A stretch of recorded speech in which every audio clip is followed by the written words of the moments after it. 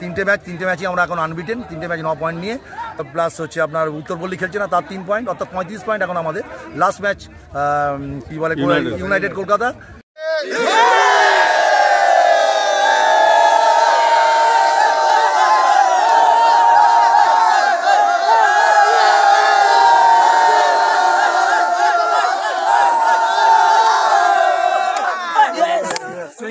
Thank you.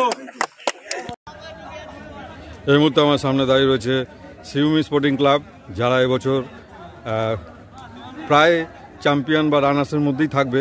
এখনও একটি match বাকি আছে, কিন্তু আজকে তারা সিটিকে 3-0 গোলে হারিয়ে সামনের বছর প্রিমিয়ার লিগে জায়গা করে নিল।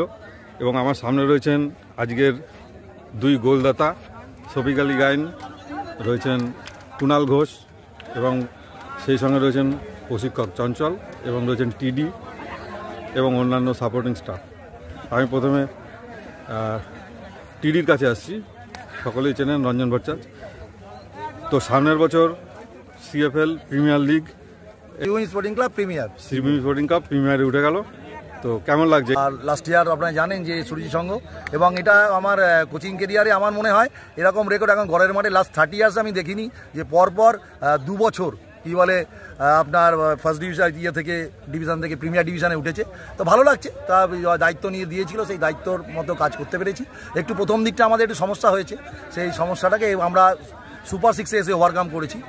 3টে ম্যাচই আমরা এখন আনবিটেন, 3টে ম্যাচ 9 পয়েন্ট নিয়ে, 23 আর 9 আপনার একটা প্লাস হচ্ছে আপনার উত্তরপল্লী খেলছে না, তার 3 পয়েন্ট, অর্থাৎ 35 পয়েন্ট এখন আমাদের।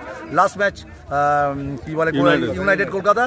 তো আশা করি ছেলেরা যেভাবে আছে ফুটবল খেলছে, লাস্ট ম্যাচে ও জিতে কি বলে চ্যাম্পিয়নের শিরোপাই শিবভূমি স্পোর্টিং ক্লাব রাখবে।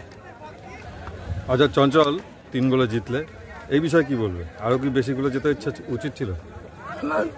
চান্সেস অনেক পেয়েছিল, চান্স ক্রিয়েট করেছে অনেক, এবার খেলায় তো মিস হবে, গোল হবে। তো 3টে গোল হয়েছে, আমরা হ্যাপি। আরও গোল হলে ভালো হতো, 3টে গোল হয়েছে, তাতে আমরা হ্যাপি। গোবিন্দ মজুমদার রয়েছেন ফিজিও থাকা মানে পুরো টিম নিশ্চয়ই ফিট ছিল, তা নাহলে এরকম রেজাল্ট হয় না। কি বলবেন? আমি এই বছর বিসি রয় ছিলাম, বিসি রয় আমি চেষ্টা করেছি আমার বেস্ট দেওয়া।